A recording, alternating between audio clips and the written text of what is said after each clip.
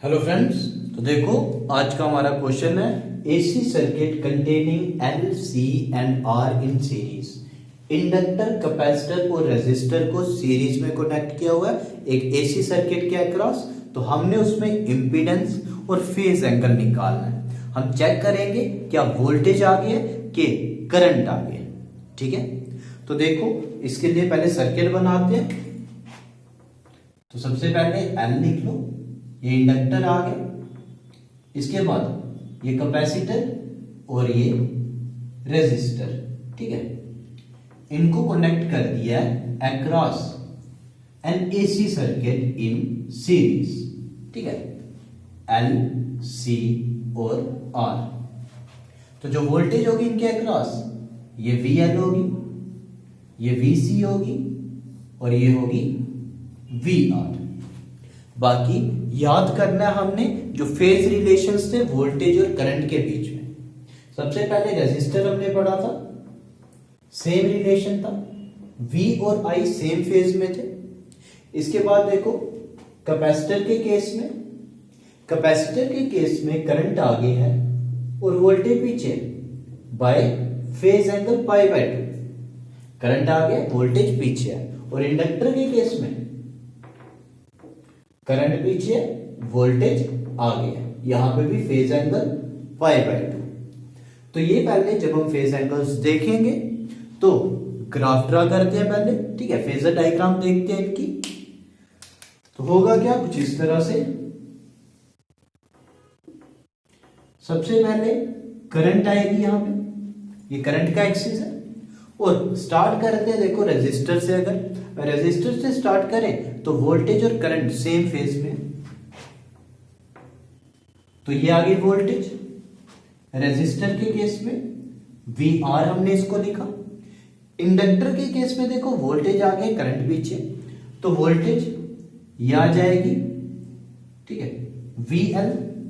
और इस केस में ठीक है, कैपेसिटर के केस में वोल्टेज पीछे, ये करंट है तो वोल्टेज यहां पे होगी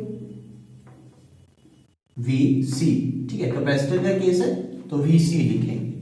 ठीक है, अब देखो ये पॉजिटिव वाई एक्सिस में, ये नेगेटिव वाई एक्सिस में, तो इनका रिजल्टेंट होगा कुछ यहां पे, ये आएगा we L minus V C के इक्वल। ठीक है, ये वी एल था, ये वी सी था, तो हमने क्या लिया, इसको वी एल माइनस वी सी ले लिया। तो ध्यान दो ये आ जाएगी रिजल्टेंट वोल्टेज जो फाई एंगल बना रही है। ये रिजल्टेंट वोल्टेज फाई एंगल बना रही है करंट के साथ। अभी देखो आगे लिखो इसको, ओ ए बी सी। ध्यान दो ये आ जाएगा फेज एंगल, मगर इस फेज एंगल से पहले हम इंपीडेंस निकाल लेंगे, इफेक्टिव रेजिस्टेंस निकाल लेंगे। देखो किस तरह से, ये जो वोल्टेज है इस ट्राइंगल में देखो पहले आप, ये हाइपोटेन्यूज है, ये बेस और ये परपेंडिकुलर, तो आएगा O B square equals to perpendicular square plus base square. तो ओ बी किसके इक्वल है, ध्यान दो ओ बी है डी के इक्वल, इफेक्टिव वोल्टेज के। ए बी किसके इक्वल है, तो ए बी ठीक है इसके equal V L minus V C के। और ओ ए किसके इक्वल है, ओ ए आ गया वी आर के इक्वल। ठीक है, यहां से देखो v equals to root of V L किसके इक्वल, आई इंटू एक्सएल के, V C I into X C के, और V R I into R के इक्वल।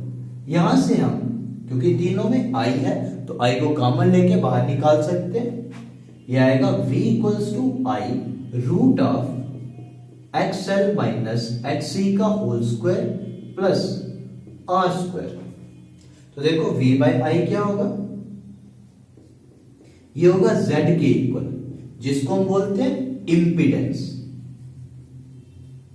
ये होगा इफेक्टिव रेजिस्टेंस इस सर्किट का जिसमें इंडक्टर, कैपेसिटर और रेजिस्टर को सीरीज में जोड़ा हुआ है। तो देखो किसके इक्वल आया ये, root of XL minus X C का whole square plus R square. तो V बाय आई जेड के इक्वल है और ये क्या आ गया, इम्पीडेंस एक्सएल माइनस एक्सी का whole square plus R square. और ज्यादा सिंप्लीफाई करना है तो एक्सएल और एक्सी की वैल्यू पुट करेंगे। इम्पीडेंस जेड किसके इक्वल आएगा, root of XL omega L के इक्वल होता है, एक्सी 1 बाय ओमेगा सी के इक्वल होता है, ये आ गया whole square plus R square. तो एक वैल्यू ये आ गई इंपीडेंस की और दूसरी वैल्यू आ गई ये। तो ये इंपीडेंस आ गया एलसीआर सर्किट में, सीरीज एलसीआर सर्किट, ठीक है, इफेक्टिव रेजिस्टेंस। तो ये है Z। इसके बाद हमने देखना है, ठीक है, इसके बाद हम देखेंगे कि वोल्टेज और करंट में से कौन सा आगे। तो क्लियरली करंट ये है, वोल्टेज ये है, इफेक्टिव वोल्टेज। तो वोल्टेज आगे चल रही है, तो फेज एंगल है इनमें फाई, यही फेज एंगल निकालें। तो देखो किस तरह से निकालेंगे, tan phi perpendicular by base, perpendicular आया AB, बेस आया OA, AB by OA। AB किसके इक्वल है, ध्यान से देखो, VL माइनस VC, और बेस कितना है OA, VR के इक्वल। तो फाई किसके इक्वल आया, tan inverse of VL minus VC by R, ये आ गया फेज एंगल। और अगर इसको सिंप्लीफाई करना है, VL VC की वैल्यू डालनी है, तो क्या आएगा, सॉरी R नहीं है, ये VR है, तो क्या आएगा, tan inverse of I into XL, I into XC divided by I into R। तो तीनों में I कॉमन लेके हम कैंसिल कर सकते हैं, ये आ जाएगा XL minus XC by R, ठीक है।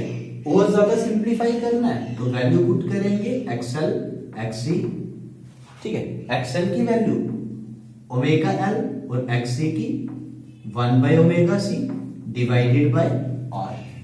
तो ये आ गया हमारे पास फाई। फाई क्या होता है, फेज एंगल, ठीक है, फेज एंगल मतलब angle between current end voltage. Current और वोल्टेज के बीच का एंगल होगा tan inverse of omega L minus 1 by omega C divided by R। तो ये था इंपीडेंस और फेज एंगल। हमें क्लियर हो गया कि वोल्टेज आगे होगी और करंट पीछे रह जाएगी for a series LCR circuit. Clear है, तो इंपॉर्टेंट रिलेशन। अब यहां से एक और चीज देखनी है, जैसे हमने इंपीडेंस निकाला, तो इंपीडेंस देखो, इंपीडेंस से एक चीज क्लियर करनी है इसकी, ठीक है। इंपीडेंस से हमने देखना है मैक्सिमम करंट इसमें कब फ्लो करेगी। तो मैक्सिमम करंट तब फ्लो करेगी जब Z की वैल्यू मिनिमम होगी। तो मैक्सिमम वैल्यू करंट की देखने के लिए Z को मिनिमम बढ़ाना पड़ेगा। तो देखते हैं, इसी चीज को बोलेंगे resonance in series LCR circuit. तो रेजोनेंस कंडीशन निकालते हैं, देखो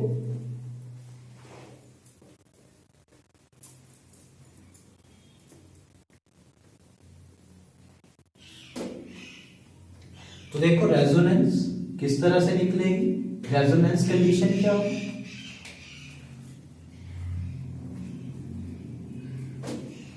तो देखो रेजोनेंस सीरीज LCR सर्किट में क्या होगी। तो रेजोनेंस कंडीशन क्या है, व्हेन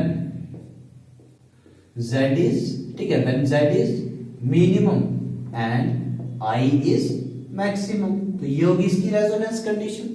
Z मिनिमम कब होगा, Z की वैल्यू क्या थी, Z देखा था root of XL minus XC का whole square plus R square, और इसी को हमने लिखा था omega L minus 1 by omega C का whole square plus R square, ठीक है। तो ये Z की वैल्यू है।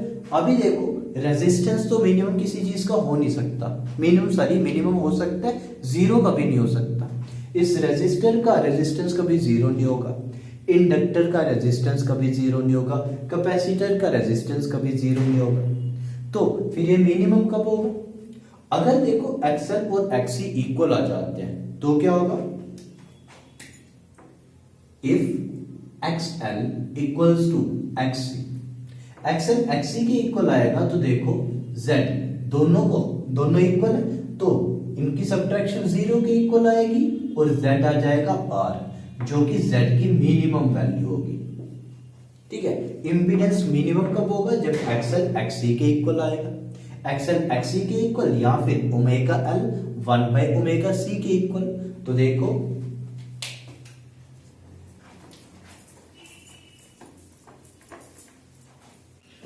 तो ध्यान दो, ओमेगा एल 1/ओमेगा सी के इक्वल या फिर omega square equals to 1/LC, जिसको हम लिखेंगे ओमेगा इक्वल्स टू 1/√LC।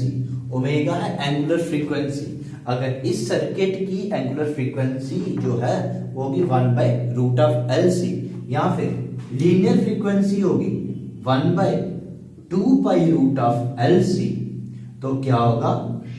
हमें रेजोनेंस कंडीशन मिलेगी सर्किट की और इस केस में करंट जो होगी I it will be maximum, current maximum होगी इस केस में। यही है resonance condition for series LCR circuit. ठीक है, इस केस में रेजिस्टेंस मिनिमम होगी, इंपीडेंस मिनिमम होगी और मैक्सिमम करंट फ्लो करेगी। तो ये था पूरा क्वेश्चन, बहुत ही ज्यादा इंपॉर्टेंट क्वेश्चन है, अच्छे से देखना है इसको। कोई भी कंफ्यूजन होगी आप मेरे को मैसेज कर सकते हो, मेरे को कमेंट कर सकते हो। ठीक है, आज इतना ही रखेंगे। Thank you.